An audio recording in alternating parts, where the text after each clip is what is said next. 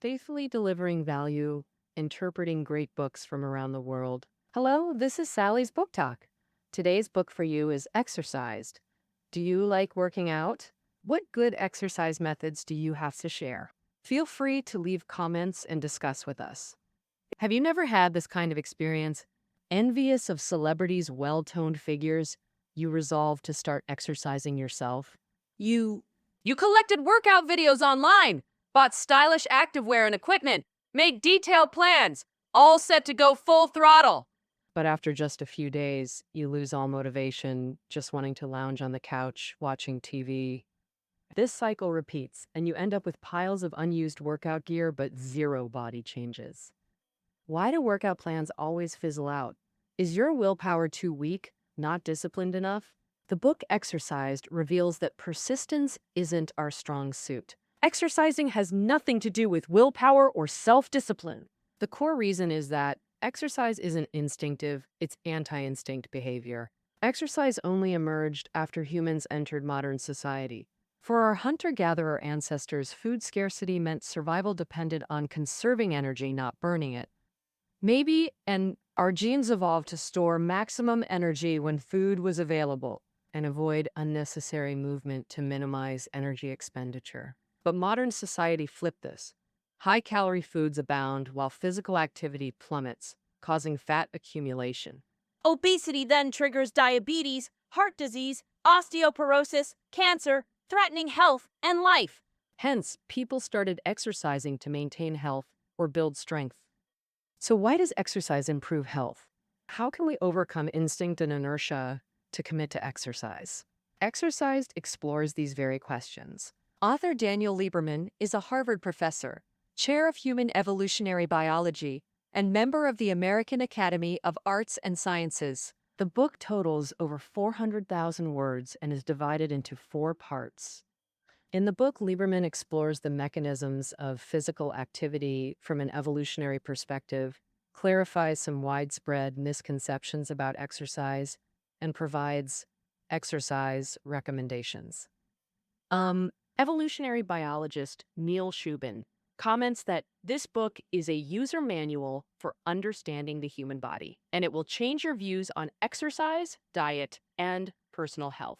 And Shui Yuan, director of the sports department at People's Daily, believes that from this book, you can find reasons for your often abandoned exercise routines.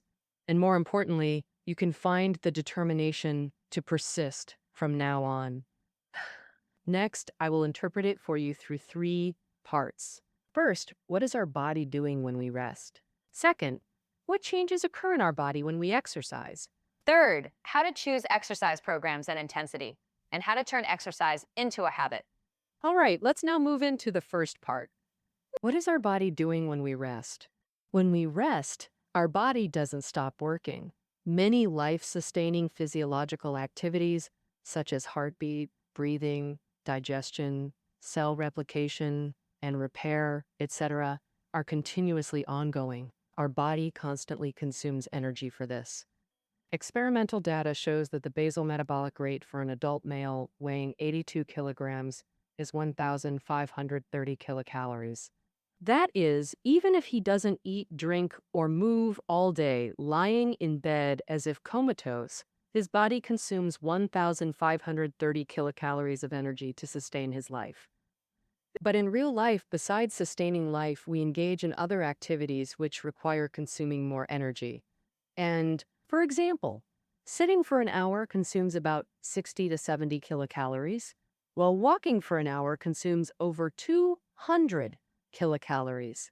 If doing heavy physical labor or various exercises, energy consumption is even higher. However, a unit of energy can only be used once. With limited daily energy intake, the body must decide where to allocate the energy. For our ancestors who often didn't have enough to eat, survival was obviously the top priority. Therefore, they chose to minimize unnecessary physical activities as much as possible, saving energy to ensure life-sustaining physiological activities could proceed normally. Thus, we evolved the instinct to remain as static as possible. Simultaneously, Many vital physiological activities can only occur when we remain still. For example, about 80% of our body's growth and repair happens during sleep. Sleep is the most typical static state. After falling asleep, basal metabolic rate drops 10 to 15%, freeing energy for self-repair while critical brain functions activate, and such as memory formation. During deep sleep, the brain analyzes daytime information and prioritizes it by importance, then filters out useless data while transferring crucial information to long-term memory storage near the brain's surface. Additionally, during sleep, the brain processes metabolic waste produced while awake. The brain consumes 1/5 of our daily energy, generating waste that causes fatigue, clogs neurons, or triggers cerebrovascular diseases. And this metabolic waste can only be cleared through sleep's physiological processes. Thus, maintaining stillness holds profound significance. But as living environments changed, this instinct became double-edged. For modern humans, prolonged stillness triggers harmful internal processes that ultimately damage health and longevity. Why does extended stillness harm modern bodies? Let's examine another typical static behavior: prolonged sitting. Research shows sitting causes chronic low-grade inflammation, too subtle to notice but gradually damaging blood vessels, muscles, liver, and organs, eventually causing heart disease, type 2 diabetes, Alzheimer's, etc. 4 reasons explain sitting-induced inflammation. First, chronic sitting expands fat cells. Unlike ancestors, we live with food abundance and energy surplus. If we overeat while sitting constantly, we can't burn consumed energy. Unused energy converts to fat stored in fat cells, causing them to swell. Our bodies also contain white blood cells that defend against harmful substances and maintain health. Once fat cells become excessively enlarged, dysfunction occurs. At this point, white blood cells identify fat cells as harmful and attack them, triggering chronic low-grade inflammation. This is the first reason prolonged sitting causes chronic inflammation. The second reason is post-meal sitting elevates blood fat and sugar concentrations. After eating, our body digests food and transports its fats and sugars into the bloodstream. If we move then, even standing or squatting briefly, cells rapidly burn these fuels for energy. But sitting immediately after meals leaves these fats and sugars stranded in the blood. High blood sugar and fat concentrations also trigger chronic inflammation. This is the second sitting-induced inflammation cause. Third, sitting induces cortisol secretion. Sitting can be relaxing, but stressful desk work or forced sitting due to illness or disability creates psychological pressure that slowly releases cortisol. Cortisol evolved to generate energy for escaping danger. It raises blood sugar and fat levels while slowing metabolism. During sitting, cortisol's delivered sugars and fats go unused, becoming inflammation triggers. This is the third sitting-induced inflammation cause. This is the fourth sitting-induced inflammation cause. Fourth, sitting causes muscle stiffness. While stiffness itself isn't inflammatory, active muscles produce myokines. Myokines suppress inflammation. Prolonged sitting halts myokine production, preventing inflammation control. This allows inflammation to smolder unchecked within. Though sitting's harms are severe, the solution is simple: interrupt sitting sessions. Moving for a few minutes every half hour effectively lowers blood sugar and fat levels. Adding standing work periods, walking more, doing chores, or exercising prevents chronic inflammation and boosts health. That wraps up part 1.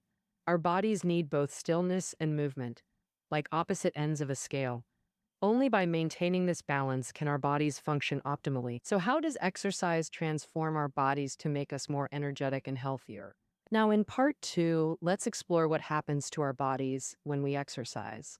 I'll explain this from both evolutionary macro perspectives and cellular micro perspectives. First, let's examine bodily changes during exercise from the macro viewpoint. Our bodies evolved through movement. First, walking upright reshaped our anatomy. Initially, our ape ancestors walked on all fours until drastic climate shifts occurred 7 to 9 million years ago. Their rainforest habitat shrank, food became scarce, forcing them to travel farther for sustenance. To survive, they began walking upright, reducing energy expenditure in leg and arm muscles. Modern research shows upright walking saves hundreds more calories daily than chimpanzee locomotion. Because chimps walk with perpetually bent knees and hips, requiring more muscular energy to support their bodies. Their arms also constantly exert force to support themselves while moving.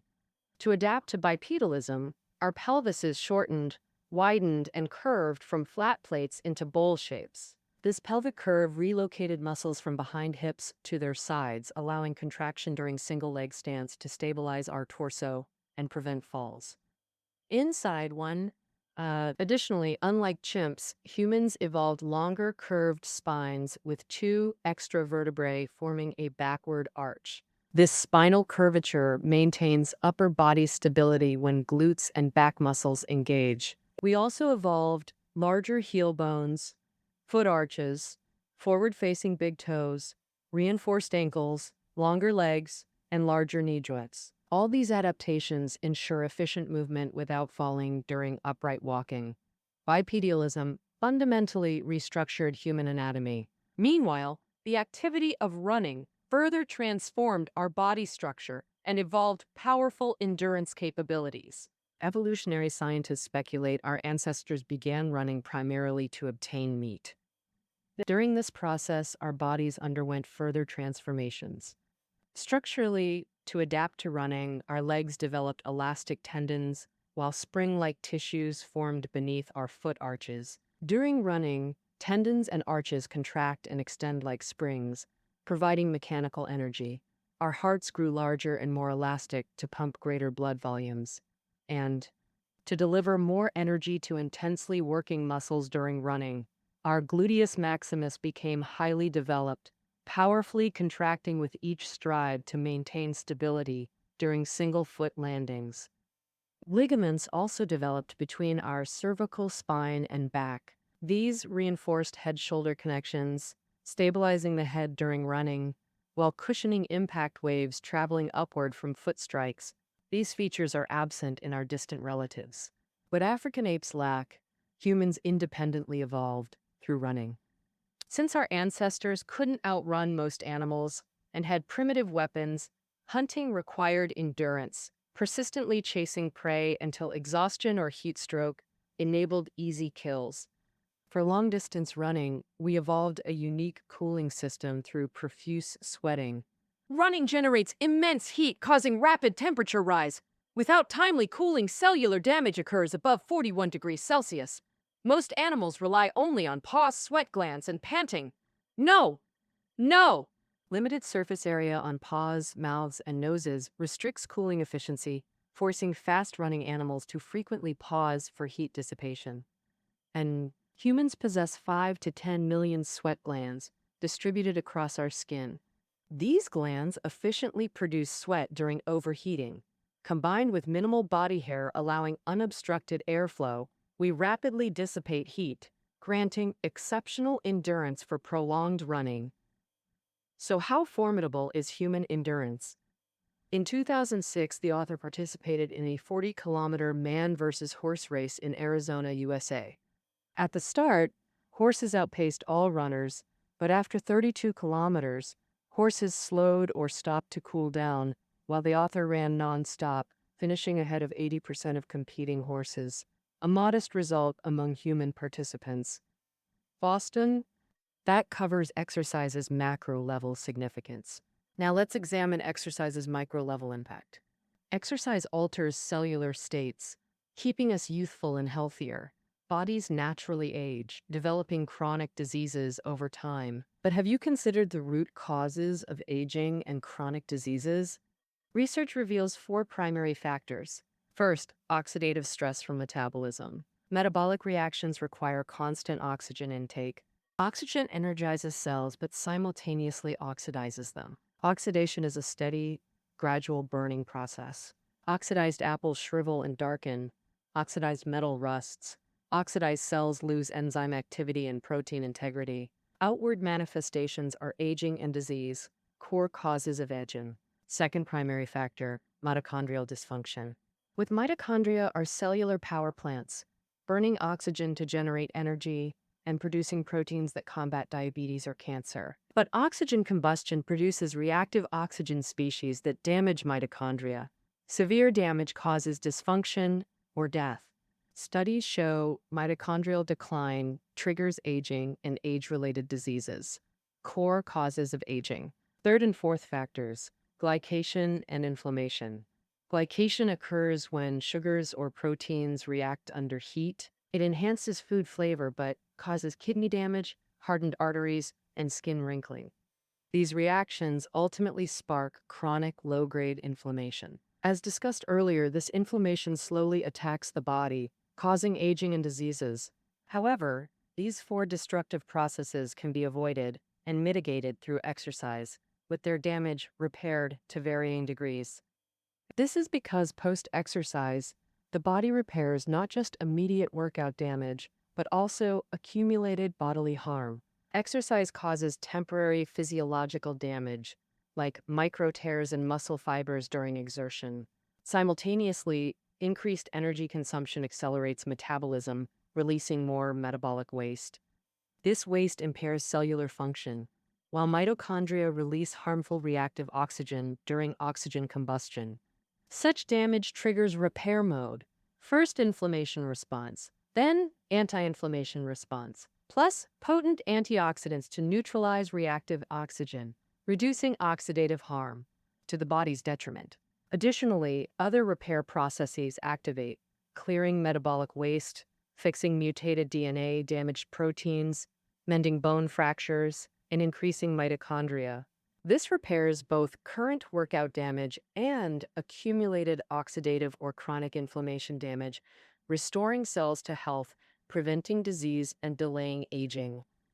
All right, we now fully understand exercise's significance, yet instinctual barriers may still hinder consistency. Are there ways to overcome instinct and commit to exercise? In Part 3, we'll discuss choosing exercise types or intensity and building exercise habits. First, let's explore selecting exercise types and intensity. Exercise broadly falls into two categories: aerobic and resistance training. Aerobic exercise sustains activity by burning oxygen for fuel. If you're breathing faster or deeper, you're doing aerobic. Typical aerobics include brisk walking, jogging, cycling, aerobics classes, etc. Aerobic exercise helps burn more energy. During aerobics, faster oxygen delivery to muscles or organs stimulates heart contractions or blood flow, maintaining cardiovascular health. Resistance training is physical activity where muscles work against external resistance. This kind of activity doesn't burn much energy, but during resistance training, muscles push against resistance to move. If the force exceeds muscle capacity, tiny tears happen in the fibers. Then, to repair the tears, the body speeds up muscle cell growth, making the area bigger and stronger. Things like push-ups, planks, pull-ups, and training with dumbbells, barbells, or other weights all count as resistance training. Both aerobic and resistance training help prevent diseases and slow down aging.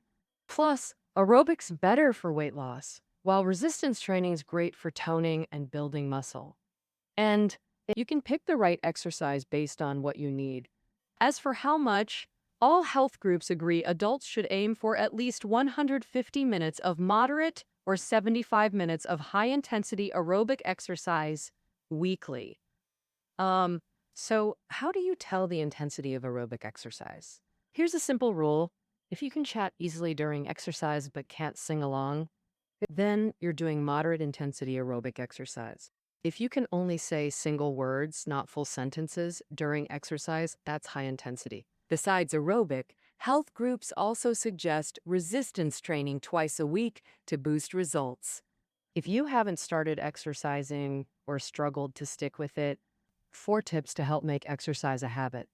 First tip, choose an exercise you enjoy or don't hate. Since exercise isn't instinctive, we naturally resist it. To cut that resistance, pick something you like or tolerate and find fun in it. If you're just starting, skip other advice and begin with your favorite activity. For example, if you like brisk walking, aim for 30 minutes daily. If you enjoy planks, do them for a few minutes each day. Although your exercise amount doesn't meet the standard, as long as you start moving, your health can improve.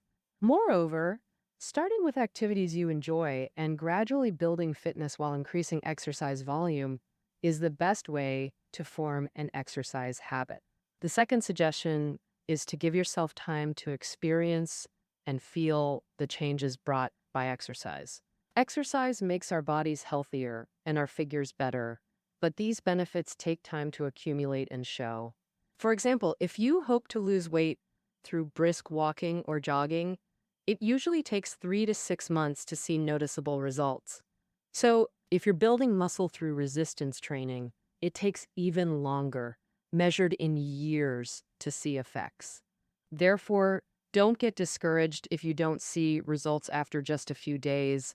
Lower your expectations and give yourself more time to wait for the cumulative effects. This can help us better persist with exercise and turn it into a habit.